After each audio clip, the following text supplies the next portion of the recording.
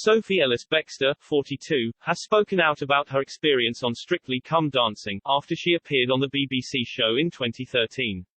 The program is renowned for its grueling training schedules, and while the singer explained that it had to be a joint decision with her husband Richard for her to take part, they weren't prepared for the emotional toll it would take on them. In a new article for the Main Online, Sophie, who shares 3 children Sonny, Ray, Kit, Jessie and Mickey with Richard, likened her Strictly experience to that of a famous Dickens quote, "It was the best of times, it was the worst of times." The singer was partnered with Brendan Cole, who is also married with kids, and while she was enjoying the gorgeous routines and being put in fabulous sparkly frocks with amazing hair and makeup, she admitted the fun bubble soon came crashing down. "Richard started to struggle with my involvement from the launch show onwards," she penned. "It was so hard for him that I can remember wondering if they'd ever had a contestant walk away from the show before they'd even danced their first dance."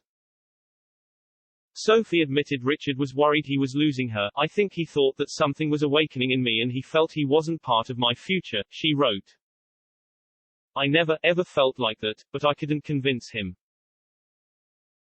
He could see that I was completely wrapped up in the show and consumed with the intensity of it and the constant learning which you share with one other person, your dance partner."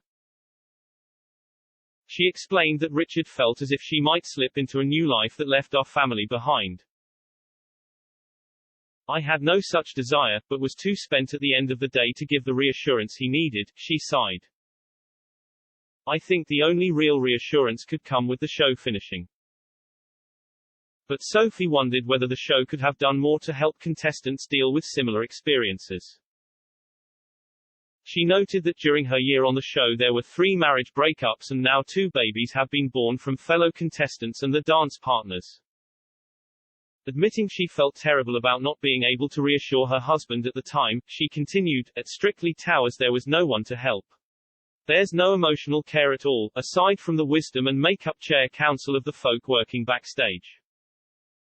For the dancers, too, they have to be choreographer, dancer and occasional psychiatrist. It starts off with you just being keen to show you can do the right heel or toe footwork for the chief judge, then your confidence in your ability to act or be sexy gets tested, and that is more emotionally challenging. I do think they should have a counselor, just to check in with the contestants. Richard began seeing a counselor after I'd been in the show a month or so, and it really helped. Perhaps I should have too." Sophie also likened the show to that of a cult, after being asked questions ahead of the final that triggered responses about how much the show must mean to the finalists. "We were asked questions such as, is this the best thing you've ever done? How incredible has your dance partner been? What will you do to fill the hole after Strictly?" she recalled. "I looked to my left and right and all the finalists were being talked to as if we were in barrels about to go over a waterfall." She went on, "One of the cameramen even said to me on the day of the final, 'You're going to love this.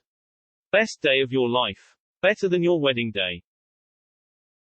And I thought, no it is not. This isn't the best thing ever. It's been great, but this isn't better than my wedding day." Noting her final conclusions on the Church of Strictly, the singer remains glad she did it. But in an adoring nod to her husband, she ended her candid tale, "But of course I did. To me, my family is everything." Express.co.uk contacted BBC for comment.